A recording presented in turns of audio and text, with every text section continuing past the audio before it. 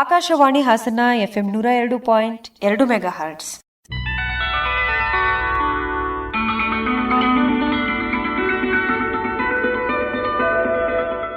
ಜನತರಂಗ ಜನತರಂಗ ಜನತರಂಗ ಜನತರಂಗ.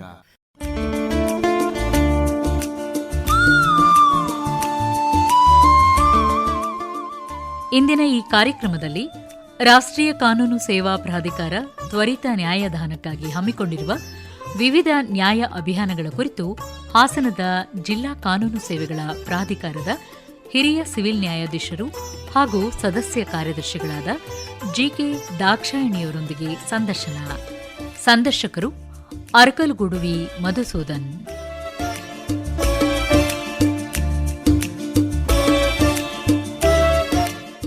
ಆತ್ಮೀಯ ಕೇಳುಗರೆ, ತಮ್ಮೆಲ್ಲರಿಗೂ ನಮಸ್ಕಾರ. ಇವತ್ತಿನ ಕಾರ್ಯಕ್ರಮಕ್ಕೆ ಸ್ವಾಗತ. ಇವತ್ತು ರಾಷ್ಟ್ರೀಯ ಕಾನೂನು ಸೇವಾ ಪ್ರಾಧಿಕಾರ ಮಧ್ಯಸ್ಥಿಕೆ ಮತ್ತು ಸಮನ್ವಯ ಯೋಜನಾ ಸಮಿತಿಯ ಅಡಿಯಲ್ಲಿ ಅನೇಕ ವಿಶೇಷವಾದಂತಹ ನ್ಯಾಯಾಲಯಗಳನ್ನು ಏರ್ಪಡಿಸ್ತಾ ಇದೆ. ಈ ವಿಷಯಕ್ಕೆ ಸಂಬಂಧಪಟ್ಟ ಹಾಗೆ ಹೆಚ್ಚಿನ ಮಾಹಿತಿಯನ್ನು ಮಾಡಿಕೊಳ್ಳೋಣ. ನಮ್ಮೆಲ್ಲರಿಗೂ ಗೊತ್ತಿದೆ, ಏನು ನ್ಯಾಯಾಲಯದ ಆವರಣ ಅಂತ ಹೇಳಿದರೆ ಅಲ್ಲಿ ಇವತ್ತು ಸಾಕಷ್ಟು ಜನರನ್ನು ನಾವು ಕಾಣಬಹುದು. ನ್ಯಾಯಕ್ಕಾಗಿ ಅಲ್ಲಿ ತಮ್ಮ ಅಪೀಲುಗಳನ್ನು ಮಾಡಿಕೊಂಡು ಅವರು ಕಾಯ್ತಾ ಇರ್ತಾರೆ. ಈ ನಿಟ್ಟಿನಲ್ಲಿ ಇವತ್ತು ಈ ಪ್ರಕರಣಗಳ ಸಂಖ್ಯೆ ಹೆಚ್ಚಾಗ್ತಾ ಇದೆ. ಅದನ್ನು ದೊಡ್ಡ ಪ್ರಮಾಣದಲ್ಲಿ ಆದಷ್ಟು ಬೇಗ ತೀರ್ಮಾನವನ್ನು ಮಾಡಲಿಕ್ಕೆ ಸಾಧ್ಯ ಆಗ್ತಾ ಇಲ್ಲ.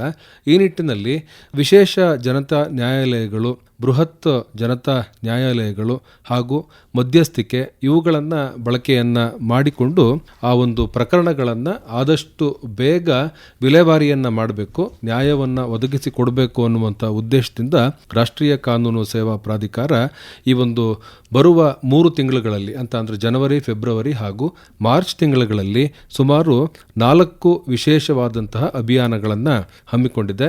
ಯಾವ್ಯಾವ ಅಭಿಯಾನಗಳು ಇಲ್ಲಿ ಇದ್ದಾವೆ, ಯಾರೆಲ್ಲ ಇದರಲ್ಲಿ ಭಾಗವಹಿಸಬಹುದು, ಹೇಗೆ ಭಾಗವಹಿಸ್ತಕ್ಕಂಥದ್ದು ಮತ್ತು ಅತ್ಯಂತ ತ್ವರಿತವಾಗಿ ನ್ಯಾಯವನ್ನು ಪಡೆದುಕೊಳ್ಳುವ ವಿಧಾನ ಯಾವುದು ಅನ್ನುವಂಥ ವಿಚಾರಗಳನ್ನು ಇವತ್ತಿನ ಸಂಚಿಕೆಯಲ್ಲಿ ನಾವು ಪ್ರಸ್ತಾಪವನ್ನು ಮಾಡ್ತಾ ಇದ್ದೇವೆ.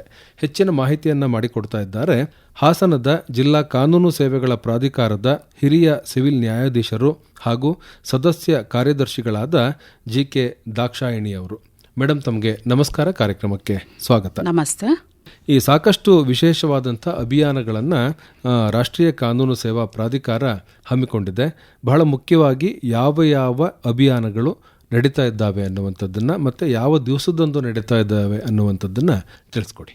ರಾಷ್ಟ್ರಕ್ಕಾಗಿ ಮಧ್ಯಸ್ಥಿಕೆ 90 ದಿನಗಳ ಅಭಿಯಾನದ ಅಡಿಯಲ್ಲಿ ನಾವು ಈ ಒಂದು ಕಾರ್ಯಕ್ರಮವನ್ನು ಹಮ್ಮಿಕೊಂಡಿದ್ದ ಸ್ಪೆಷಲ್ ಒಂದು ಯೋಜನೆ. ಈ ಯೋಜನೆಯ ಅಡಿಯಲ್ಲಿ ಸಾಕಷ್ಟು ಪ್ರಕರಣಗಳನ್ನು ಮಧ್ಯಸ್ಥಿಕೆಯ ಮೂಲಕ ರಾಜಿಯಲ್ಲಿ ತೀರ್ಮಾನ ಅಂತಿಮ ಮಾಡತಕ್ಕದ್ದು ಎಂಬುದಾಗಿರುತ್ತದೆ.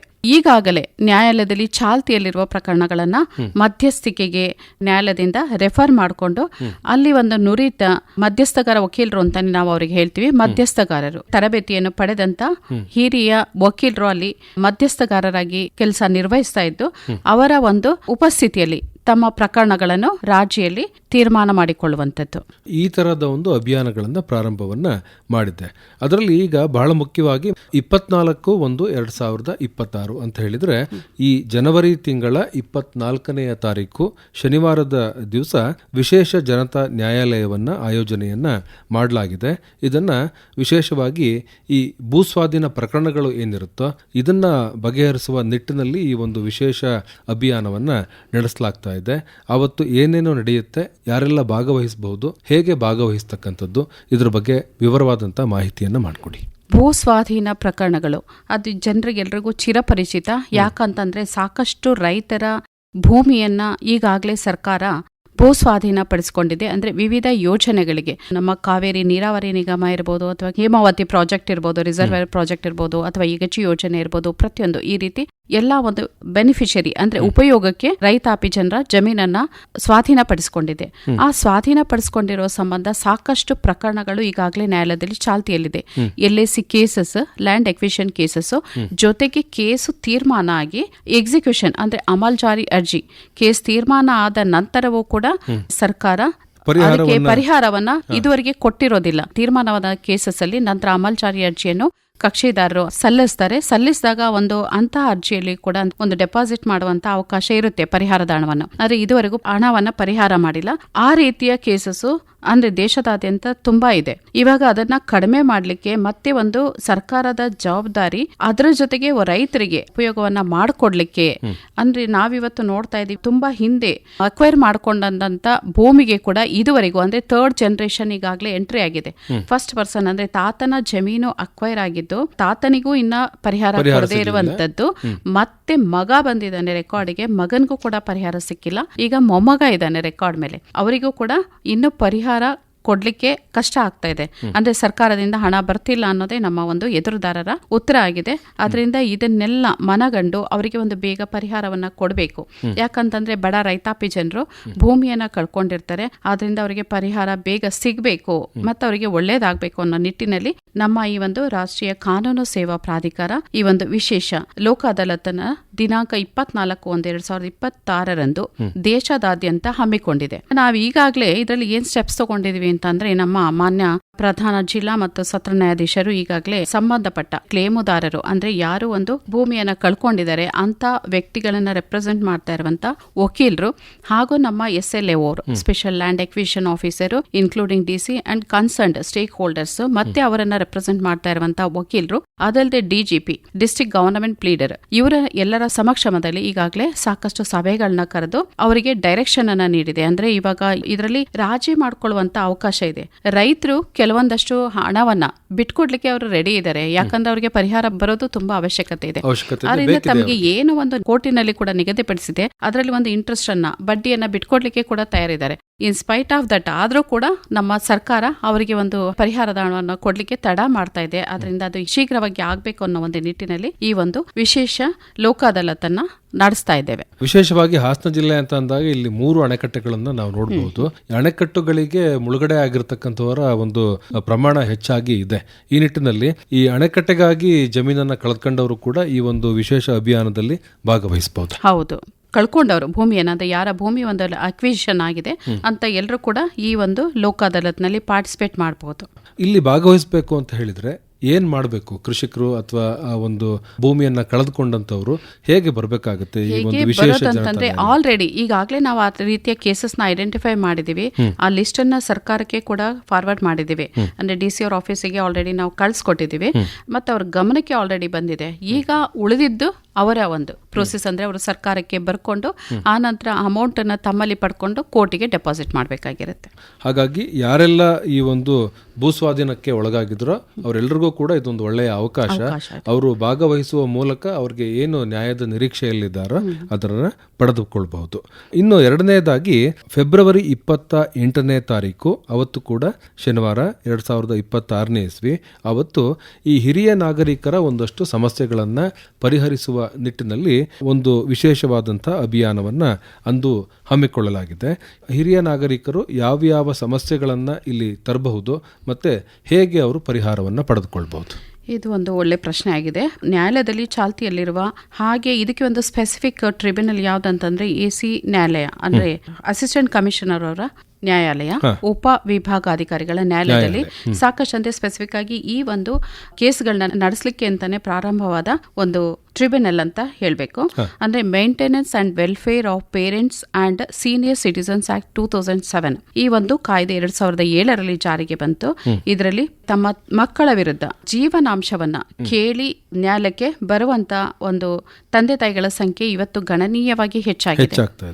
ಆದ್ರಿಂದ ಅವರು ಈ ಇಳಿ ವಯಸ್ಸಿನಲ್ಲಿ ಪ್ರತಿದಿನ ಕೋರ್ಟಿಗೆ ಬರೋದು ಮತ್ತೆ ಡೇಟ್ ಸಿಗೋದು ಮತ್ತೆ ವಾಪಸ್ ಹೋಗೋದು ಇದೆಲ್ಲ ಆಗಬಾರ್ದು. ಒಂದೇ ಸಲ ಅವರಿಗೆ ಅಂದ್ರೆ ಬೇಗ ರಿಲೀಫ್ ಸಿಗ್ಬೇಕು ಅನ್ನೋ ನಿಟ್ಟಿನಲ್ಲಿ ಈ ಒಂದು ಸ್ಪೆಷಲ್ ಲೋಕ ಅದಾಲತನ್ನ ಹಮ್ಮಿಕೊಳ್ಳಲಾಗಿದೆ. ಆದ್ರಿಂದ ಸಾಕಷ್ಟು ವೃದ್ಧರು ಈ ಒಂದು ವಿಶೇಷ ಲೋಕ ಅದಾಲತ್ನ ಪ್ರಯೋಜನವನ್ನ ಪಡ್ಕೊಳ್ಬೇಕು ಅಂತ ಹೇಳಲಿಕ್ಕೆ ನಾನಿಲ್ಲಿ ಇಚ್ಛೆ ಪಡ್ತಾ ಇದ್ದೀನಿ. ಮತ್ತೆ ಅದಲ್ಲದೆ ನಮ್ಮ ನ್ಯಾಯಾಲಯದಲ್ಲಿ ಕೂಡ 125 CRPC ಕೆಳಗಡೆ ಸಾಕಷ್ಟು ಅಂದ್ರೆ ಜೀವನಾಂಶವನ್ನ ಮಕ್ಕಳಿಂದ ಕೇಳಿ ತಂದೆ ತಾಯಿಯರು ಸಾಕಷ್ಟು ಕೇಸ್ಗಳನ್ನ ಹಾಕೊಂಡಿದ್ದಾರೆ. ಅಂತ ಕೇಸಸ್ನ ಕೂಡ ಒಂದು AC ನ್ಯಾಯಾಲಯದ ಮುಂದೆ ಉಪ ವಿಭಾಗಾಧಿಕಾರಿಗಳ ಮುಂದೆ ಅರ್ಜಿ ಸಲ್ಲಿಸುವ ಮೂಲಕ ಪರಿಹಾರವನ್ನ ಪಡ್ಕೊಳ್ಳಬಹುದಾಗಿರುತ್ತದೆ. ಇಲ್ಲಿ ಹಿರಿಯ ನಾಗರಿಕರು ಅಂತ ಅಂದಾಗ ಅವ್ರದ್ದು ಬೇರೆ ಬೇರೆ ಸಮಸ್ಯೆಗಳಿರುತ್ತೆ, ಕೌಟುಂಬಿಕ ಸಮಸ್ಯೆಗಳು ಇರುತ್ತೆ, ತಾವು ಹೇಳಿದಾಗೆ ಒಂದು ಜೀವನಾಂಶದ ಅಗತ್ಯನೂ ಕೂಡ ಇರುತ್ತೆ, ಅದ್ರ ಜೊತೆಗೆ ಬೇರೆ ಬೇರೆ ಪ್ರಕರಣಗಳಲ್ಲಿ ಕೂಡ ಇರುತ್ತೆ. ಈ ಎಲ್ಲಾ ಪ್ರಕರಣಗಳನ್ನು ಕೂಡ ಅವರು ತರಬಹುದಾ? ಖಂಡಿತ. ಯಾಕಂತಂದ್ರೆ ಇವಾಗ ತಂದೆ ತಾಯಿನ ಇವತ್ತು ಯಾರು ನೋಡ್ಕೊಳ್ಳಿಕ್ಕೆ ಇಚ್ಛೆ ಪಡೋದಿಲ್ಲ. ಮದುವೆ ಆಗಿದ ತಕ್ಷಣ ಅಥವಾ ಕೆಲಸ ಸಿಕ್ಕಿದೆ ಬೇರೆ ಊರಿಗೆ ಹೋಗ್ಬೇಕಂತ ಹೇಳಿ ಅಪ್ಪ ಅಮ್ಮನ ಎಲ್ಲೋ ಬಿಟ್ಟು ಅವ್ರು ದೂರ ಹೋಗಿರ್ತಾರೆ.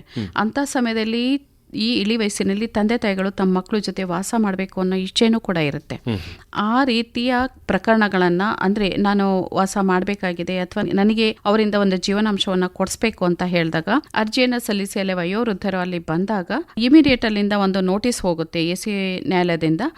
ಯಾರು ಎದುರುದಾರಿದ್ದಾರೆ ಅಂದರೆ ಮಕ್ಕಳಿಗೆ ಹೋದಾಗ ಅವರಲ್ಲಿ ಅಪಿಯರ್ ಆಗಿ ಬಂದು ಮತ್ತೆ ಅದೊಂದು ಮರ್ಯಾದೆ ಪ್ರಶ್ನೆ ಕೂಡ ಆಗಿರುತ್ತೆ ಮಕ್ಕಳಿಗೆ. ಹಂಗಿಂದ ಅಪ್ಪ ಅಮ್ಮ ಅಲ್ಲಿ ಹೋಗಿದ್ದಾರೆ ಅಂತ ಹೇಳಿ ಅವರು ಇಲ್ಲ ನಾನು ಇನ್ಮೇಲಿಂದ ನೋಡ್ಕೋತೀನಿ, ಅಪ್ಪ ಅಮ್ಮನ್ನ ಕರ್ಕೊಂಡು ಹೋಗ್ತೀನಿ ಅಂತ ಹೇಳುವಂತ ಅವಕಾಶಗಳು ಕೂಡ ಇದೆ. ಅದಲ್ಲದೆ ಇಲ್ಲ ನಾನು ಅವ್ರ ಜೀವನಕ್ಕೋಸ್ಕರ ಅಥವಾ ಅವರ ಒಂದು ಎಲ್ಲಾ ಖರ್ಚುಗಳು, ವಯೋವೃದ್ಧರು ಅಂದ್ರೆ ಸಾಮಾನ್ಯವಾಗಿ ಕಾಯಿಲೆಯಿಂದ ಬಳಲ್ತಾ ಇರ್ತಾರೆ, ಅವ್ರ ಕೇರ್ ಟೇಕರ್ ಯಾರು ಇರೋದಿಲ್ಲ, ಈ ತರ ಎಲ್ಲ ಇರುತ್ತೆ. ಆ ಒಂದು ಸಮಸ್ಯೆಗಳನ್ನೆಲ್ಲ ನಾನೇ ನಿರ್ವಹಣೆ ಮಾಡ್ತೀನಿ ಅಥವಾ ಅವರಿಗೆ ಒಂದಿಷ್ಟು ಮಾಸಾಶನ ಅಂದ್ರೆ ಮಂತ್ಲಿ ಒಂದಿಷ್ಟು ಅಮೌಂಟ್ ಅನ್ನ ಕೊಡ್ತೀನಿ ಅಂತ ಹೇಳಿ ಕೂಡ ತೀರ್ಮಾನ ಮಾಡಿಕೊಳ್ಳುವಂಥದ್ದು. ಮತ್ತೆ ಯಾವುದೇ ಕೌಟುಂಬಿಕ ಸಮಸ್ಯೆಗಳು ತಂದೆ ತಾಯಿ ಮತ್ತೆ ಮಕ್ಕಳ ನಡುವೆ ಇದ್ರೆ ಅದನ್ನು ಕೂಡ ಅವರಲ್ಲಿ ತೀರ್ಮಾನ ಮಾಡ್ಕೊಳ್ಬಹುದು. ಈಗ ತಾವಾಗಲೇ ಹೇಳಿದಾಗೆ ಹಿರಿಯ ನಾಗರಿಕರು ಅಂತ ಅಂದ್ರೆ ಒಂದಷ್ಟು ಅಶಕ್ತರಾಗಿರ್ತಾರೆ, ಅವ್ರಿಗೆ ಬರುವಂತಹ ಚೈತನ್ಯ ಇರೋದಿಲ್ಲ. ಈ ನಿಟ್ಟಿನಲ್ಲಿ ಅವರು ಈ ಪ್ರಕರಣಗಳನ್ನ ಈ ಒಂದು ಅಭಿಯಾನದಲ್ಲಿ ಬಗೆಹರಿಸಿಕೊಳ್ಳುವ ಸಲುವಾಗಿ ಬರುವಾಗ ಅವ್ರಿಗೆ ಒಂದು ಸುಲಭವಾಗಿ ಬರುವಂತಹ ಮಾರ್ಗವನ್ನ ಹೇಗೆ ಕಲ್ಪಿಸಿದ್ರಿ? ಅವ್ರು ಹೇಗೆ ಬರಬಹುದು? ಈಗ ಸ್ವತಃ ಅವರೇ ಬರ್ಬೇಕಂತ ಏನಿಲ್ಲ. ಈಗ ಯಾರ್ದೋ ಒಂದು ಕಸ್ಟಡಿಯಲ್ಲಿ ಇರ್ತಾರೆ ಅಂತ ಹೇಳಿದಾಗ ಅವರು ಪರವಾಗಿ ಆ ಯಾವ ವ್ಯಕ್ತಿಯ ಒಂದು ಕಸ್ಟಡಿಯಲ್ಲಿ ಇರ್ತಾರೆ ಅವರ ಮೂಲಕ ಕೂಡ ಅರ್ಜಿ ಸಲ್ಲಿಸುವಂಥದ್ದು ಅಥವಾ ಯಾವುದೇ ಒಂದು ವೃದ್ಧಾಶ್ರಮಗಳಲ್ಲಿ ಅವರ ಆಸರೆಯನ್ನ ಪಡ್ಕೊಂಡಿರ್ಬೋದು. ಅಂತ ಒಂದು ವೃದ್ಧಾಶ್ರಮದ ಮ್ಯಾನೇಜರ್ ಯಾರಿರ್ತಾರೆ ಅವರ ಮೂಲಕ ಕೂಡ ಅರ್ಜಿಯನ್ನ ಸಲ್ಲಿಸಬಹುದಾಗಿರುತ್ತೆ. ಅಥವಾ ಈವನ್ ರಿಜಿಸ್ಟರ್ಡ್ ಪೋಸ್ಟ್ ಅಲ್ಲಿ ಕಳಿಸಿದ್ರು ಕೂಡ ಅದನ್ನ ಕನ್ಸಿಡರ್ ಮಾಡಿ ಅವರಿಗೆ ಒಂದು ಪರಿಹಾರವನ್ನ ನೀಡುವಂತ ವ್ಯವಸ್ಥೆ ಇದೆ. ಇದಿಷ್ಟು ಹಿರಿಯ ನಾಗರಿಕರ ಸಮಸ್ಯೆಗೆ ಸಂಬಂಧಪಟ್ಟ ಹಾಗೆ ಫೆಬ್ರವರಿ 28ನೇ ತಾರೀಕು ಶನಿವಾರ ಆಯೋಜನೆ ಮಾಡಿರ್ತಕ್ಕಂಥ ಒಂದು ವಿಶೇಷ ಅಭಿಯಾನ ಆಗಿರುತ್ತೆ. ಹಿರಿಯ ನಾಗರಿಕರು ಇದರಲ್ಲಿ ಪಾಲ್ಗೊಳ್ಳುವ ಮೂಲಕ ತ್ವರಿತವಾಗಿ ನ್ಯಾಯದಾನವನ್ನು ಅವರು ಪಡೆದುಕೊಳ್ಳಬಹುದು ಅನ್ನುವಂಥದ್ದು. ಇನ್ನು ಮಾರ್ಚ್ ತಿಂಗಳಿನಲ್ಲಿ ಬೃಹತ್ ಜನತಾ ನ್ಯಾಯಾಲಯವನ್ನ ಆಯೋಜನೆಯನ್ನ ಮಾಡಲಾಗಿದೆ. ಇದು ಮಾರ್ಚ್ ತಿಂಗಳ 14ನೇ ತಾರೀಕು ಶನಿವಾರ ಆಯೋಜನೆಗೊಂಡಿದೆ. ಇದರ ವಿಶೇಷ ಏನು ಅಂತ ಹೇಳಿದ್ರೆ ಎಲ್ಲಾ ತರಹದ ವ್ಯಾಜ್ಯಗಳನ್ನು ಕೂಡ ತರಬಹುದು ಅನ್ನುವಂಥದ್ದು. ಇಲ್ಲಿ ಏನೆಲ್ಲ ವಿಶೇಷತೆಗಳಿರುತ್ತೆ, ಹೇಗಿರುತ್ತೆ ಅನ್ನುವಂಥದ್ದನ್ನ ವಿವರವಾಗಿ ತಿಳಿಸ್ಕೊಡಿ ಮೇಡಮ್. ರಾಷ್ಟ್ರೀಯ ಮೆಗಾ ಲೋಕ ಅದಾಲತ್ ಪ್ರತಿ ವರ್ಷ 4 ಸಲ ನಡೆಯುತ್ತೆ. ಅಂದ್ರೆ 3 ತಿಂಗಳಿಗೆ ಒಮ್ಮೆ 4 ಬಾರಿ ಒಂದು ಬೃಹತ್ ಲೋಕ ಅದಾಲತ್ ನಮ್ಮ ನ್ಯಾಯಾಲಯದ ಆವರಣದಲ್ಲಿ ನಡೆಯುತ್ತೆ. ಅಂದ್ರೆ ಎಲ್ಲಾ ನ್ಯಾಯಾಲಯಗಳ ಆವರಣದಲ್ಲಿ ಪ್ರತಿ 3 ತಿಂಗಳಿಗೊಮ್ಮೆ ಈ ಒಂದು ಲೋಕ ಅದಾಲತ್ ನಡೆಯುತ್ತೆ. ಇದು ಯಾವ ಪ್ರಕರಣಗಳಂತಂದ್ರೆ ಕೋರ್ಟ್ ಅಲ್ಲಿ ಪೆಂಡಿಂಗ್ ಇರೋದು, ಅಂದ್ರೆ ಆಲ್ರೆಡಿ ಫೈಲ್ ಮಾಡಿರ್ತಾರೆ, ವಿಚಾರಣೆಗಾಗಿ ಬಾಕಿ ಇರುತ್ತೆ. ಆ ರೀತಿಯ ಪ್ರಕರಣಗಳನ್ನು ಕೂಡ ರಾಜ್ಯದಲ್ಲಿ ತೀರ್ಮಾನ ಮಾಡಿಕೊಳ್ಳುವಂಥದ್ದು.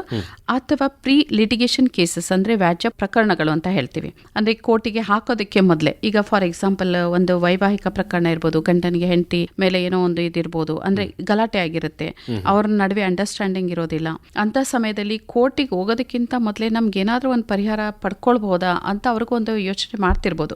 ಅಂತ ಸಮಯದಲ್ಲಿ ಅವರು ನಮ್ಮ ಜಿಲ್ಲಾ ಕಾನೂನು ಸೇವೆಗಳ ಪ್ರಾಧಿಕಾರ ಅಥವಾ ತಾಲೂಕು ಕಾನೂನು ಸೇವೆಗಳ ಸಮಿತಿ, ಅಂದ್ರೆ ಎಲ್ಲಾ ನ್ಯಾಯಾಲಯದ ಆವರಣಗಳಲ್ಲಿ, ಅಂದ್ರೆ ಜಿಲ್ಲೆ, ತಾಲೂಕು, ರಾಜ್ಯ ಕಾನೂನು ಸೇವೆಗಳ ಪ್ರಾಧಿಕಾರ ಮತ್ತೆ ಒಂದು ಹೈಕೋರ್ಟ್ ಲೀಗಲ್ ಸೆಲ್ ಕೂಡ ಇದೆ. ಹಾಗಿಂದ ಎಲ್ಲಾ ಮಟ್ಟದಲ್ಲಿ ಅವರು ತಮ್ಮ ವ್ಯಾಪ್ತಿಯಲ್ಲಿ ಎಲ್ಲಿ ಸಿಗುತ್ತೆ ಅವರಿಗೆ ಯಾವ ಒಂದು ವ್ಯಾಪ್ತಿಯಲ್ಲಿ ವಾಸ ಮಾಡ್ತಿದ್ದಾರೆ ಆ ನ್ಯಾಯಾಲಯದ ವ್ಯಾಪ್ತಿಯಲ್ಲಿ ಈ ರೀತಿಯ ಒಂದು ಅರ್ಜಿಯನ್ನ ಸಲ್ಲಿಸಿದಾಗ ಅವರಿಗೆ ನಾವು ಇಬ್ಬರಿಗೂ ಕರೆಸಿ, ಅಂದ್ರೆ ಪೆಟಿಷನರ್ ಬಂದು ಅರ್ಜಿದಾರರು ಅರ್ಜಿ ಕೊಟ್ಟಿರ್ತಾರೆ, ಯಾರ ವಿರುದ್ಧ ಕೊಟ್ಟಿದ್ದಾರೆ ಆ ವ್ಯಕ್ತಿಗೆ ನೋಟಿಸ್ ಕೊಟ್ಟು ಆ ವ್ಯಕ್ತಿಯನ್ನ ಕರೆಸಿ ಅವ್ರ ನಡುವೆ ಏನು ಸಮಸ್ಯೆಗಳಿದೆ ಅನ್ನೋದನ್ನ ನಾವಲ್ಲಿ ರಾಜಿಯಲ್ಲಿ ತೀರ್ಮಾನ ಮಾಡ್ತೇವೆ. ಒಂದು ವೇಳೆ ಇಲ್ಲ ಅದಕ್ಕೆ ಕೋರ್ಟಿಂದಾನೇ ಡಿಕ್ರಿ ಆಗಬೇಕಾಗಿದೆ ಅಥವಾ ಅವ್ರದ್ದು ಏನೋ ರೈಟ್ಸ್ ವಯೋಲೇಷನ್ ಆಗಿರುತ್ತೆ, ಅದಕ್ಕೆ ಕೋರ್ಟಿಂದಾನೇ ಪರಿಹಾರ ಸಿಗುವಂಥದ್ದು ಅಂತ ಗೊತ್ತಾದ್ರೆ ಆ ವ್ಯಕ್ತಿಗಳಿಗೆ ಉಚಿತವಾಗಿ ನಾವು ಕಾನೂನು ಸೇವಾ ಪ್ರಾಧಿಕಾರದಿಂದ ವಕೀಲರನ್ನ ನೇಮಿಸ್ಕೊಟ್ಟು ಅವ್ರ ಕೇಸ್ ಹಾಕುವಂಥದ್ದು ಮತ್ತೆ ಕೇಸನ್ನ ಪೂರ ನಡೆಸ್ಕೊಡುವಂತ ವ್ಯವಸ್ಥೆ ಕೂಡ ಇದೆ. ರಾಜಿ ಆಗಬಹುದಾದಂತ ಎಲ್ಲಾ ರೀತಿಯ ಪ್ರಕರಣಗಳು ಯಾವುದೇ ಆಗಿದ್ರು ಕೂಡ ಆ ಪ್ರಕರಣಗಳನ್ನ ಸಿವಿಲ್ ಕ್ರಿಮಿನಲ್ ರಾಜಿ ಆಗುವಂಥದ್ದು. ಈ ಒಂದು ಅಭಿಯಾನದಲ್ಲಿ ಅಥವಾ ಬೃಹತ್ ಜನತಾ ನ್ಯಾಯಾಲಯದಲ್ಲಿ ಪಾಲ್ಗೊಳ್ಬೇಕು ಅಂತ ಅಂದ್ರೆ ಹೇಗೆ ಬರಬೇಕಾಗತ್ತೆ ಮೇಡಮ್? ಕೋರ್ಟಲ್ಲಿ ಚಾಲ್ತಿಯಲ್ಲಿ ಇರುತ್ತೆ, ಅಂದ್ರೆ ಫೈಲ್ ಮಾಡಿರ್ತಾರೆ, ಇನ್ನ ವಿಚಾರಣೆ ಆಗ್ಬೇಕಾಗಿರುತ್ತೆ. ಜನರು ಇವತ್ತು ಏನಾಗಿದೆ ಅಂದ್ರೆ ಯೋಚನೆ ಮಾಡ್ತಾರೆ, ಕೋರ್ಟಿಗೆ ಹೋದ್ರೆ ಇಷ್ಟು ದಿನ ಆಗುತ್ತೆ, ಇಷ್ಟು ತಡ ಆಗುತ್ತೆ. ಈಗಾಗ್ಲೇ ಚಾಲ್ತಿಯಲ್ಲಿರೋ ಪ್ರಕರಣಗಳಲ್ಲಿ ಅವರಿಗೆ ಸಾಕಾಗಿರುತ್ತೆ. ಅಂದ್ರೆ ಇವತ್ತು ಏನು ಒಂದು ತಪ್ಪು ಭಾವನೆ ಜನರಲ್ಲಿ ಇದೆ, ಕೋರ್ಟ್ ಇಂದಾನೆ ನಮ್ಗೆ ಡಿಲೇ ಆಗ್ತಾ ಇದೆ ಜಸ್ಟಿಸ್ ಅಂತ ಹೇಳಿ, ಅಂದ್ರೆ ನ್ಯಾಯದಾನ ವಿಳಂಬ ಆಗ್ತಿದೆ ಅಂತ. ತಪ್ಪು. ಅದರಲ್ಲಿ ಪಕ್ಷಕಾರರು ಕೂಡ ಕೋರ್ಟ್ ಬೇಗ ಬೇಗ ಕೇಸ್ನ ನಡೆಸಲಿಕ್ಕೆ ಅವ್ರದ್ದು ಒಂದು ಸಪೋರ್ಟ್ ಅವಶ್ಯಕತೆ ಇರುತ್ತೆ. ಅಂತಂದ್ರೆ ಯಾರೋ ಒಂದು ವ್ಯಕ್ತಿ ಪಾರ್ಟಿಷನ್ ಸೂಟ್ ಅಲ್ಲಿ ಹೇಳ್ಬೇಕಂತಂದ್ರೆ ಅವಶ್ಯಕ ಪಕ್ಷಕಾರರನ್ನೆಲ್ಲ ಅದರಲ್ಲಿ ಸೇರಿಸಿರ್ಬೇಕು. ಆ ದಾವೆಯಲ್ಲಿ ಒಂದು ವೇಳೆ ಒಬ್ಬ ವ್ಯಕ್ತಿ ಅದರಲ್ಲಿ ಡೆತ್ ಆದ ಅಂದ್ರೆ ಅವನ ವಾರಸುದಾರನ ರೆಕಾರ್ಡ್ ಮೇಲೆ ತರಬೇಕು. ಅದು ತರಲಿಕ್ಕೆ ಲಿಮಿಟೇಷನ್ ಇದೆ, ಇಷ್ಟು ಟೈಮ್ ಒಳಗಡೆ ಅಂತ. ಅದೇ ಒಂದೊಂದ್ಸಲಿ ಏನಾಗುತ್ತೆ ಅಂದ್ರೆ ಅವ್ರು ಇನ್ ಟೈಮ್ ಅಲ್ಲಿ ಆ ಡೀಟೇಲ್ಸ್ ನ ಕೊಡೋದಿಲ್ಲ, ಅಂದ್ರೆ ಅವರ ವಕೀಲರಿಗೆ ಅದನ್ನ ಅವರು ಕೋರ್ಟಿಗೆ ಫರ್ನಿಶ್ ಮಾಡಕ್ ಆಗೋದಿಲ್ಲ. ಕಕ್ಷಿದಾರರು ಕೊಡದೇ ಇದ್ದಾಗ ವಕೀಲರು ಅದನ್ನ ಸಬ್ಮಿಟ್ ಮಾಡಕ್ ಆಗೋದಿಲ್ಲ ಕೋರ್ಟಿಗೆ, ತಡ ಆಗುತ್ತೆ. ಆದ್ರೆ ಅವರು ಅನ್ಕೊಳ್ಳೋದೇನಂದ್ರೆ ಕೋರ್ಟ್ ಇಂದ ತಡ ಆಗಿದೆ ಅಂತ, ಖಂಡಿತ ಇಲ್ಲ. ಇವರ ಒಂದು ಸಪೋರ್ಟ್ ಬೇಗ ಬೇಗ ಕೇಸ್ ಡಿಸ್ಪೋಸಲ್ ಆಗ್ಲಿಕ್ಕೆ ಅವಶ್ಯಕತೆ ಇದೆ. ಈ ರೀತಿಯ ಪ್ರಕರಣಗಳಲ್ಲಿ ಅವರು ಇವಾಗ ಸಾಕಾಗಿರುತ್ತೆ, ಓಡಾಡಿ ಅಯ್ಯೋ ನನಗೆ ಸಾಕಾಯ್ತಪ್ಪ, ಎಷ್ಟು ದಿನ ಹೋದ್ರು, ಮತ್ತೆ ಬೆಳಿಗ್ಗೆ ಬರ್ತಾರೆ ಸಂಜೆವರೆಗೂ ಇರ್ತಾರೆ, ಮತ್ತೆ ರೈತರೇ ತುಂಬಾ ಜನ ಇರ್ತಾರೆ, ಅಥವಾ ಒಂದು ದಿನಗೂಲಿ ನೌಕರರು ಇರ್ತಾರೆ. ಇವಾಗ ಅವರು ಕೋರ್ಟಿಗೆ ಬಂದು ಇಡೀ ದಿನ ಕೂತ್ರೆ ಅವ್ರ ಕೆಲಸ ಕಾರ್ಯಗಳೆಲ್ಲ ಹೋಗುತ್ತೆ, ಅವ್ರ ಒಂದು ದಿನದ ದುಡಿಮೆ ಹಾಳಾಗುತ್ತೆ. ಇದನ್ನೆಲ್ಲ ಯೋಚನೆ ಮಾಡ್ತಾರೆ. ಆವಾಗ ಯೋಚನೆ ಮಾಡಿ ನನಗೆ ಬೇಗ ಒಂದು ಪರಿಹಾರ ಸಿಗುತ್ತಾ ಅಂತ ಅಂದಾಗ ಅವರು ಕೋರ್ಟಲ್ಲಿ ಇಲ್ಲ ಸ್ವಾಮಿ ನನ್ನ ಕೇಸ್ನ ಲೋಕ ಅದಾಲತ್ಗೆ ರೆಫರ್ ಮಾಡಿ ಅಂತ ಕೇಳ್ಬೋದು. ಕೇಳಿದಾಗ ಕೋರ್ಟ್ ಲೋಕ ಅದಾಲತ್ಗೆ ರೆಫರ್ ಮಾಡುತ್ತೆ, ಮತ್ತೆ ಅವರಿಬ್ಬರ ನಡುವೆ ಒಂದು ರಾಜಿ ಪ್ರಕ್ರಿಯೆ ಆಗತ್ತೆ, ಅವರಿಗೆ ಒಂದು ನ್ಯಾಯ ತೀರ್ಮಾನ ಮಾಡ್ಕೊಳ್ಳುವಂಥದ್ದು. ಈಗ ಕೋರ್ಟ್ ಡಿಸೈಡ್ ಮಾಡಿದಾಗ ಬೇಸ್ಡ್ ಆನ್ ಎವಿಡೆನ್ಸ್, ಅಂದ್ರೆ ಇಬ್ಬರ ಪಕ್ಷಕಾರರ ಪ್ಲೀಡಿಂಗ್ಸ್, ಅವ್ರು ಏನು ಒಂದು ಅರ್ಜಿಯಲ್ಲಿ ಹೇಳಿರ್ತಾರೆ ಅಂತ ವಿಚಾರಗಳು, ಮತ್ತೆ ಅವರು ಒದಗಿಸುವಂತ ಸಾಕ್ಷ್ಯಾಧಾರಗಳಿಂದ ಕೋರ್ಟ್ ಒಂದು ತೀರ್ಮಾನವನ್ನ ಕೊಡುತ್ತೆ. ಆದರೆ ಅದು ಕೋರ್ಟ್ ಡಿಸಿಷನ್. ಆದ್ರೆ ಈ ಒಂದು ರಾಜಿಯಲ್ಲಿ ಏನಾಗುತ್ತೆ ಅಂದ್ರೆ ಪಕ್ಷಕಾರರು ಸ್ವತಃ ತಾವುಗಳೇ ಒಂದು ತೀರ್ಮಾನವನ್ನ ತೆಗೆದುಕೊಳ್ಳುವಂಥದ್ದು. ಇದರಿಂದ ಏನಾಗುತ್ತೆ ಅಂದ್ರೆ ಅವರ ಸಂಬಂಧ ಚೆನ್ನಾಗಿರುತ್ತೆ. ಅಣ್ಣ ತಮ್ಮ ಬರ್ತಾರೆ ಅಥವಾ ಅಕ್ಕ ತಂಗಿ, ಇವತ್ತು ಎಲ್ಲ ಸಾಮಾನ್ಯ ಪಾರ್ಟಿಷನ್ ಸೂಟ್ಸ್ ಇಂಥದ್ದು ಬಂದಾಗ ಹೆಣ್ಮಗಳು ಸ್ಥಿತಿವಂತಳಾಗಿದ್ದಾಳೆ, ನನಗೇನೋ ಬೇಡ ಆಸ್ತಿ, ಅಣ್ಣ ತಮ್ಮಂದಿರು ಚೆನ್ನಾಗಿರ್ಲಿ ಅಥವಾ ನನ್ನ ತಂದೆ ಮನೆ ಚೆನ್ನಾಗಿರ್ಲಿ, ಈ ತರ ಯೋಚಿಸ್ತಾಳೆ. ಯೋಚಿಸಿ ಏನ್ ಮಾಡ್ತಾಳೆ, ಮೊದಲವಳು ಆಸ್ತಿಗೋಸ್ಕರನೇ ದಾವೆ ಹಾಕೊಂಡು ಬಂದಿದ್ರು ಕೂಡ ಆ ಒಂದು ರಾಜಿ ನಡೀತಾ ಇರ್ಬೇಕಾದ್ರೆ ಇಲ್ಲ ಅವರಿಬ್ರು ಚೆನ್ನಾಗಿರ್ಲಿ, ನನಗ್ ಬೇಡ, ಅಥವಾ ನನಗೆ ಒಂದಿಷ್ಟು ದುಡ್ಡು ಕೊಟ್ಬಿಟ್ರೆ ಸಾಕು, ಈ ತರ ತೀರ್ಮಾನ ಆಗುತ್ತೆ. ಹಂಗಿಂದ ಏನಾಗುತ್ತೆ ಅಂದ್ರೆ ಅವ್ರ ಸಂಬಂಧ ಚೆನ್ನಾಗಿ ಉಳಿಯುತ್ತೆ.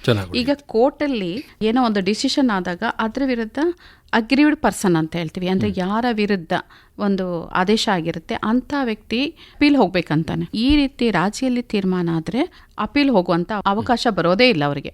ಅನ್ಲೆಸ್ ಅಲ್ಲಿ ಏನೋ ಮೋಸ ಆಗಿದೆ, ಅನ್ಯಾಯ ಆಗಿದೆ ಅಂದ್ರೆ ಮಾತ್ರ ಅಪೀಲ್ ಹೋಗ್ಲಿಕ್ಕೆ ಅವಕಾಶ ಇರುತ್ತೆ. ಇಲ್ಲ ಅಂತಂದ್ರೆ ಅವ್ರ ಅಪೀಲ್ ಹೋಗಂತದಿಲ್ಲ, ಅದೇ ಅಂತಿಮ ತೀರ್ಮಾನ ಆಗಿ ಅದರ ಮೇಲೆನೆ ಅವರಿಗೆ ಒಂದು ಕೋರ್ಟ್ ಡಿಕ್ರಿಯನ್ನ ಕೊಡುತ್ತೆ. ಈ ಒಂದು ಬೃಹತ್ ಜನತಾ ನ್ಯಾಯಾಲಯ ಏನು ಆಯೋಜನೆಗೊಂಡಿದೆಯೋ ಮಾರ್ಚ್ ತಿಂಗಳ 14ನೇ ತಾರೀಕು, ಇಲ್ಲಿ ಎಲ್ಲ ವಿಧದ ಪರಿಹಾರ ಆಗುವಂತಹ ವ್ಯಾಜ್ಯಗಳನ್ನು ತಂದು ಆದಷ್ಟು ಬೇಗ ತ್ವರಿತವಾಗಿ ನ್ಯಾಯವನ್ನ ಪಡೆದುಕೊಳ್ಳಬಹುದು. ಇನ್ನು ಈ ಜನವರಿ ತಿಂಗಳಲ್ಲಿ 2ನೇ ತಾರೀಕಿನಿಂದ ಮತ್ತೊಂದು ಬೃಹತ್ ಅಭಿಯಾನ ಪ್ರಾರಂಭ ಆಗಿದೆ. ಅದು ಮಧ್ಯಸ್ಥಿಕೆ ಅನ್ನುವಂಥದ್ದು. ರಾಷ್ಟ್ರಕ್ಕಾಗಿ ಮಧ್ಯಸ್ಥಿಕೆ ಅಂತ ಹೇಳಿ ಸುಮಾರು 90 ದಿವಸಗಳ ಕಾಲದ ಒಂದು ದೊಡ್ಡ ಮೆಗಾ ಅಭಿಯಾನವೇ ಇಲ್ಲಿ ನಡೀತಾ ಇದೆ. ಇದು ಹೇಗಿರುತ್ತೆ, ಯಾರೆಲ್ಲ ಭಾಗವಹಿಸಬಹುದು, ಏನೆಲ್ಲ ಅನುಕೂಲಗಳನ್ನ ಮಾಡಿಕೊಳ್ಳಬಹುದು, ಅದರ ಬಗ್ಗೆ ತಿಳಿಸ್ಕೊಡಿ. ಲೋಕ ಅದಾಲತ್ತಲ್ಲೂ ಕೂಡ ರಾಜಿ ಪ್ರಕ್ರಿಯೆ, ಹಾಗೆ ಮೀಡಿಯೇಷನ್ ಸೆಂಟ್ರಲ್ಲಿ ಕೂಡ ರಾಜಿ ಪ್ರಕ್ರಿಯೆಯಲ್ಲೇ ಕೇಸುಗಳನ್ನ ತೀರ್ಮಾನ ಮಾಡುವಂಥದ್ದು. ದಿನಾಂಕ 27/6/2025 ನಮ್ಮ ರಾಷ್ಟ್ರೀಯ ಕಾನೂನು ಸೇವಾ ಪ್ರಾಧಿಕಾರ ಮಧ್ಯಸ್ಥಿಕೆ ಮತ್ತು ಸಮನ್ವಯ ಯೋಜನಾ ಸಮಿತಿಯ ಸಹಕಾರದಲ್ಲಿ ರಾಷ್ಟ್ರಕ್ಕಾಗಿ ಮಧ್ಯಸ್ಥಿಕೆ ಮೀಡಿಯೇಷನ್ ಡ್ರೈವ್ 90 ಡೇಸ್ ಅಂತ ಹೇಳ್ಬಿಟ್ಟು ಒಂದು ಅಭಿಯಾನವನ್ನ ಚಾಲನೆ ಮಾಡಿದೆ. ಆ ಒಂದು ಅಭಿಯಾನ 90 ಡೇಸ್ 25ರಿಂದ 6/10/2025 ನಡೆದಿದೆ. ಅದರಲ್ಲಿ ನಮ್ಮ ನ್ಯಾಯಾಲಯದಲ್ಲಿ ಅಂದ್ರೆ ಹಾಸನ ಜಿಲ್ಲೆ ಪೂರ ಒಂದು 209 ಕೇಸ್ಗಳು ರಾಜ್ಯದಲ್ಲಿ ಇದೆ, ಅಂದ್ರೆ ಮಧ್ಯಸ್ಥಿಕೆಯಲ್ಲಿ ತೀರ್ಮಾನ ಆಗಿದೆ. ಈಗ ಅದು ಮುಗಿದಿದೆ. ಈಗ ಸೆಕೆಂಡ್ ಡ್ರೈವ್ 2ನೇ ಸಲ ಅಭಿಯಾನವನ್ನ ಚಾಲನೆ ಮಾಡಿದ್ದು. ಅದು 2/1/2026 ಶುರು ಆಗಿದೆ. ಈಗ for 1 month 2/1/26 2/26 identification of cases ಅಂತ ಹೇಳ್ತೀವಿ. ಅಂದ್ರೆ ಯಾವ್ದು ಒಂದು ರಾಜಿ ಆಗಂತ ಪ್ರಕರಣಗಳು ಅದನ್ನ ಐಡೆಂಟಿಫೈ ಮಾಡಿ ಕೋರ್ಟ್ಗಳು ಮೀಡಿಯೇಷನ್ ಸೆಂಟರ್ಗೆ ಕಳ್ಸಿಕೊಡುತ್ತೆ. ಮೀಡಿಯೇಷನ್ ಸೆಂಟರ್ ನಂತರ ರಾಜಿ ಪ್ರಕ್ರಿಯೆ ಶುರು ಆಗುತ್ತೆ. ಇಬ್ರು ಪಕ್ಷಕಾರನ ಕರೆಸಿ ಅಲ್ಲಿ ಒಂದು ಅವರಿಬ್ರು ಮಾತಾಡ್ಕೊಳ್ಳಿಕ್ಕೆ, ಅಲ್ಲಿ ಜಾಯಿಂಟ್ ಸೆಷನ್ ನಡೆಯುತ್ತೆ, ಪ್ರೈವೇಟ್ ಸೆಷನ್ ನಡೆಯುತ್ತೆ, ಈ ತರ. ಅಂದ್ರೆ ಒಬ್ಬರನ್ನೇ ಕೂರಿಸಿ ಮಾತಾಡಂಥದ್ದು, ನಂತರ ಇಬ್ಬರನ್ನು ಕೂರಿಸಿ ಮಾತಾಡಂಥದ್ದು, ನಂತರ ಒಬ್ಬರು ಮೀಡಿಯೇಟರ್ ಏನಿರ್ತಾರೆ ಆ ಮೀಡಿಯೇಟರ್ ಮಧ್ಯ ಪ್ರವೇಶಿಸ್ತಾರೆ. ಅಂದ್ರೆ ಅವರವರ ಹಿತಾಸಕ್ತಿಯಲ್ಲಿ ಏನೋ ತೊಂದರೆ ಮಾಡೋದಿಲ್ಲ. ಓನ್ಲಿ ಅವರು ಒಂದು ಒಳ್ಳೆ ತೀರ್ಮಾನಕ್ಕೆ ಬರ್ಲಿಕ್ಕೆ ಅಸಿಸ್ಟ್ ಮಾಡ್ತಾರೆ ಅಷ್ಟೇ. ಏನಾದ್ರು ಒಂದು ಲೀಗಲ್ ಆಸ್ಪೆಕ್ಟ್ಸ್ ಇದ್ರೆ ಇದ್ರ ಬಗ್ಗೆ ಹೇಳ್ತಾರೆ. ಅದರ್ವೈಸ್ ಎಲ್ಲಾ ತೀರ್ಮಾನವನ್ನು ಪಕ್ಷಕಾರರೇ ಸ್ವತಃ ತಗೊಳ್ಳೋದು. ಅದರಲ್ಲಿ ಯಾವ ರೀತಿ ಪ್ರಕರಣಗಳು ಅಂತಂದ್ರೆ ಎಲ್ಲಾ ರೀತಿಯ ಪ್ರಕರಣಗಳು ಬರುತ್ತೆ. ಇದೊಂದು ವೈವಾಹಿಕ ಪ್ರಕರಣಗಳಿರ್ಬೋದು, ಅದರಲ್ಲಿ ಕೌಟುಂಬಿಕ ದೌರ್ಜನ್ಯ ಕೂಡ ಒಳಗೊಳ್ಳುತ್ತೆ, ವರದಕ್ಷಿಣೆ ಕಿರುಕುಳ, ಮತ್ತೆ ಎನ್ಐಟ್ ಕೇಸಸ್. ಇವತ್ತು ಗೊತ್ತಿದೆ ತಮಗೆ, ಚೆಕ್ ಬೌನ್ಸ್ ಕೇಸಸ್ ತುಂಬಾ ಇದೆ. ಎಂಟೈರ್ ಇಡೀ ನಮ್ಮ ದೇಶ ಪೂರ್ತಿ ಹೆಚ್ಚು ಕೇಸಸ್ ಎನ್ಐಟ್ ಕೇಸಸ್ ಇದೆ.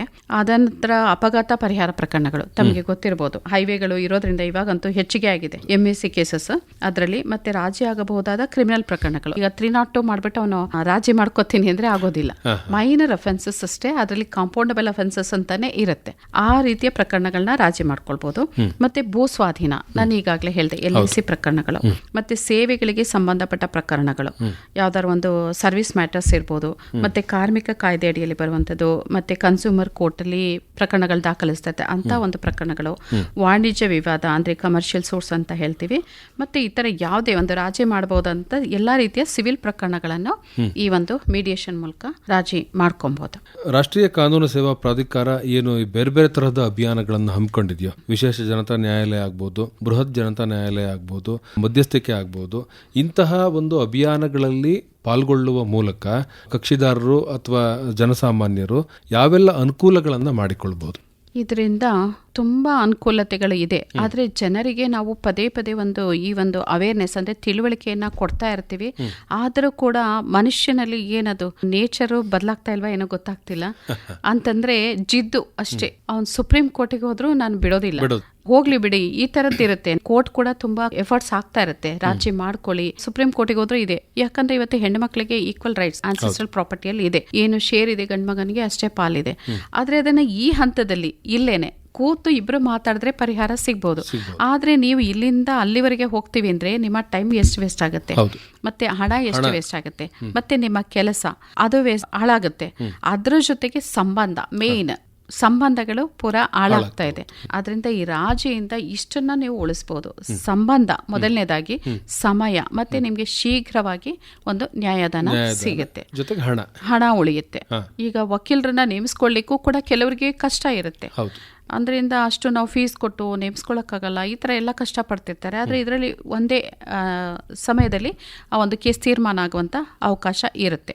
ಅದಲ್ಲದೆ ಇನ್ನೂ ಒಂದು ಉಪಯೋಗ ಏನಂತಂದ್ರೆ, ಕೆಲವೊಂದು ಪ್ರಕರಣಗಳಲ್ಲಿ ಕೋರ್ಟ್ ಫೀನ ಕಟ್ಟಬೇಕಾಗತ್ತೆ, ನ್ಯಾಯಾಲಯದ ಶುಲ್ಕ. ಇಂಥ ಕೇಸಿಗೆ ಇಷ್ಟಂತ ಇರುತ್ತೆ. ದಾವೆನ ಕೋರ್ಟಲ್ಲಿ ಸಲ್ಲಿಸಬೇಕಾದ್ರೇನೆ ಇಷ್ಟು ನ್ಯಾಯಾಲಯದ ಶುಲ್ಕವನ್ನ ಪೇ ಮಾಡಿರ್ತಾರೆ. ಆದ್ರೆ ರಾಜ್ಯದಲ್ಲಿ ಈ ರೀತಿಯ ಪ್ರಕರಣಗಳು ತೀರ್ಮಾನ ಆದಾಗ ಅವ್ರು ಕಟ್ಟಿರುವಂತ ಕೋರ್ಟ್ ಫೀನ ಅವರಿಗೆ ವಾಪಸ್ ಕೊಡ್ಲಿಕ್ಕೆ ನ್ಯಾಯಾಲಯ ಆದೇಶ ಮಾಡುತ್ತೆ. ವಿನಾಯಿತಿ ಸಿಗುತ್ತೆ. ವಿನಾಯಿತಿ ಮೀನ್ಸ್ ಎಂಟೈರ್ ಅಮೌಂಟ್ ಅವ್ರಿಗೆ ಎಷ್ಟು ಕಟ್ಟಿದ್ರು ಅಷ್ಟು ಅಮೌಂಟ್ ಅನ್ನ ಅವ್ರಿಗೆ ವಾಪಸ್ ಮಾಡ್ಲಿಕ್ಕೆ. ರಾಜ್ಯ ಆದ್ರೆ ಇಷ್ಟೆಲ್ಲ ಅವಕಾಶಗಳಿದೆ. ಈಗ ಫಾರ್ ಎಕ್ಸಾಂಪಲ್ ಸ್ಪೆಸಿಫಿಕ್ ಪರ್ಫಾರ್ಮೆನ್ಸ್ ಅಂತ ಹೇಳ್ತೀವಿ. ಒಂದು ಸೇಲ್ ಅಗ್ರಿಮೆಂಟ್ ಮಾಡ್ಕೊಂಡಿರ್ತಾರೆ, ಬರ್ಕೊಡಕ್ಕೆ ಅವ್ನು ರೆಫ್ಯೂಸ್ ಮಾಡ್ತಿರ್ತಾನೆ, ಅವನು ಪಾರ್ಟಿ ಅಲ್ಲಿಗೆ ಬರ್ತಾನೆ, ಕೋರ್ಟಿಗೆ ಬರ್ತಾನೆ, ಸ್ವಾಮಿ ಅದ್ ನನಗೆ ಅವ್ನು ಬರ್ಕೊಡ್ತಿಲ್ಲ ಅಂತ ಹೇಳಿ. ಅವಾಗ ಇಷ್ಟು ಕೋರ್ಟ್ ಫೀ ಅವ್ನು ಕಟ್ಟಿರ್ತಾನೆ. ಒಂದ್ ವೇಳೆ ಇಬ್ರು ಕೂತು ಮಾತಾಡಿ ಅವ್ರು ಏನೋ ರಾಜ್ಯದಲ್ಲಿ ಮುಕ್ತಾಯ ಮಾಡ್ಕೊಂಡ್ರು ಅಂತಂದ್ರೆ ಅವ್ನು ಎಷ್ಟು ಕೋರ್ಟ್ ಫೀ ಕಟ್ಟಿದ್ದಾನೆ, ಅಥವಾ ರಿಕವರಿ ಆಫ್ ಮನಿ ಸೂಟ್ಸ್ ಅಲ್ಲಿ ಇಷ್ಟು ಅಮೌಂಟ್ ಅವ್ನು ಕಟ್ಟಬೇಕಾಗಿರುತ್ತೆ. ಆ ಒಂದು ರಾಜ್ಯದಲ್ಲಿ ಅವ್ರು ತೀರ್ಮಾನ ಮಾಡ್ಕೊಂಡಾಗ ಆ ಅಮೌಂಟ್ ಏನು ಕೋರ್ಟ್ ಫೀ ಕಟ್ಟಿರ್ತಾನೆ ಪ್ಲೇಂಟಿಫ್, ಅಷ್ಟು ಅಮೌಂಟ್ ಆತನಿಗೆ ವಾಪಸ್ ಕೊಡ್ಲಿಕ್ಕೆ ನ್ಯಾಯಾಲಯ ಆದೇಶ ಮಾಡುತ್ತೆ. ಹೀಗೆ ಈ ತರದ ವಿನಾಯಿತಿಗಳು ಕೂಡ ದೊರಕುತ್ತೆ, ಸಾಕಷ್ಟು ಅನುಕೂಲವೂ ಕೂಡ ಆಗುತ್ತೆ. ಈ ಒಂದು ಅಭಿಯಾನಗಳು ಏನು ನಡೀತಾ ಇದಾವೆ ಮೇಡಮ್, ಈಗ ಒಂದು 3 ತಿಂಗಳುಗಳ ಕಾಲ ಈ ಅಭಿಯಾನಗಳಿಗೆ ಸಂಬಂಧಪಟ್ಟ ಹಾಗೆ ನಮ್ಮ ಕೇಳುಗರಿಗೆ ಅಂತಿಮವಾಗಿ ತಾವು ಏನು ಹೇಳಲಿಕ್ಕೆ ಇಷ್ಟಪಡ್ತೀರಿ? ದಯವಿಟ್ಟು 2026 ಪ್ರಾರಂಭದಲ್ಲಿಯೇ ಇಷ್ಟೆಲ್ಲ ಒಂದು ಅನುಕೂಲತೆಗಳನ್ನು ನಮ್ಮ ರಾಷ್ಟ್ರೀಯ ಕಾನೂನು ಸೇವಾ ಪ್ರಾಧಿಕಾರ, ನಮ್ಮ ಸುಪ್ರೀಂ ಕೋರ್ಟ್ ಆದೇಶದ ಮೇರೆಗೆ ಇಷ್ಟೆಲ್ಲ ಅನುಕೂಲತೆಗಳನ್ನು ಜನರ ಬಾಗಿಲಿಗೆ ಅಂದ್ರೆ ಮನೆಯ ಬಾಗಿಲಿಗೆ ತಂದಿದೆ. ಅದರದ್ದು ಉಪಯೋಗವನ್ನ ಪಡಿಸ್ಕೊಂಡ್ರೆ ಜನರು ಒಂದು ವ್ಯಾಜ್ಯ ಮುಕ್ತರಾಗಿ ನೆಮ್ಮದಿಯಿಂದ ಒಂದು ಜೀವನ ಮಾಡುವಂತ ಸಾಧ್ಯತೆಗಳು ಹೆಚ್ಚಾಗಿದೆ ಅಂತ ಹೇಳಲಿಕ್ಕೆ ನಾನು ಬಯಸ್ತಾ ಇದ್ದೀನಿ. ಮತ್ತೆ ದಯವಿಟ್ಟು ಎಲ್ಲರೂ ಕೂಡ, ಹಿರಿಯ ನಾಗರಿಕರಿರ್ಬೋದು ಅಥವಾ ಯಾವುದೇ ಒಂದು ಕಕ್ಷಿದಾರ ಇರ್ಬೋದು, ಇದರ ಉಪಯೋಗವನ್ನು ಹೆಚ್ಚು ಪಡ್ಕೊಳ್ಳಿ. ಮತ್ತೆ ಇದು ಒಂದು ನಮ್ಮ ಸರ್ಕಾರದ ಗಮನಕ್ಕೆ ಈಗಾಗಲೇ ಬಂದಿರೋದ್ರಿಂದ LIC ಕೇಸಸ್ ಈ ಸಂಬಂಧ ನಾವು ಜಿಲ್ಲೆಯಲ್ಲಿ ಇಲ್ಲದೆ ಎಲ್ಲಾ ತಾಲೂಕುಗಳಲ್ಲಿ ಕೂಡ ನಮ್ಮ ಮಾನ್ಯ ಪ್ರಧಾನ ಜಿಲ್ಲಾ ಮತ್ತು ಸತ್ರ ನ್ಯಾಯಾಧೀಶರು ಸಾಕಷ್ಟು ಮೀಟಿಂಗ್ಗಳನ್ನ ಸಂಬಂಧಪಟ್ಟ ವಕೀಲರ ಜೊತೆ ಮತ್ತೆ ಸಂಬಂಧಪಟ್ಟ ಅಧಿಕಾರಿಗಳ ಜೊತೆ ಈಗಾಗಲೇ ಮಾಡ್ತಾ ಇದ್ದಾರೆ. ಮತ್ತೆ ಕೆಲವಾಗಲೇ ಮೀಟಿಂಗ್ಗಳು ಮಾಡಿ ಆಗಿದೆ.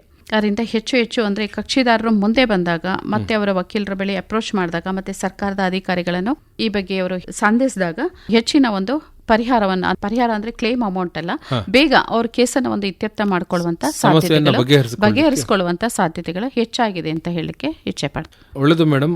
ರಾಷ್ಟ್ರೀಯ ಕಾನೂನು ಸೇವಾ ಪ್ರಾಧಿಕಾರ ತ್ವರಿತ ನ್ಯಾಯದಾನವನ್ನು ನೀಡುವ ಸಲುವಾಗಿ ಹಮ್ಮಿಕೊಂಡಿರುವಂತಹ ವಿವಿಧ ನ್ಯಾಯ ಅಭಿಯಾನಗಳನ್ನು ಕುರಿತು ಇದುವರೆಗೆ ತಾವು ವಿವರವಾದಂತಹ ಮಾಹಿತಿಯನ್ನ ಮಾಡಿಕೊಟ್ರಿ. ತಮಗೆ ಧನ್ಯವಾದಗಳು. ನಮಸ್ಕಾರ. ನಮಸ್ಕಾರ.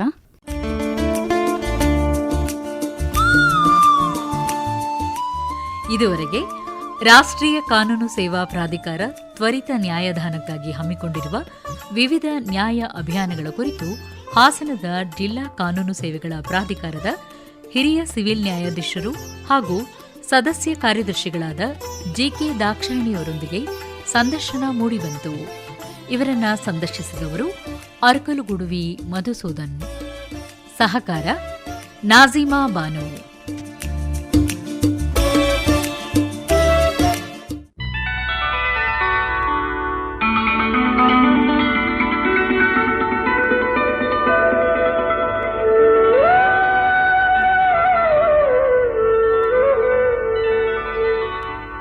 ಜನತರಂಗ ಜನತರಂಗ ಜನತರಂಗ ಜನತರಂಗ ಇದುವರೆಗೆ ಪ್ರಸಾರವಾಯಿತು.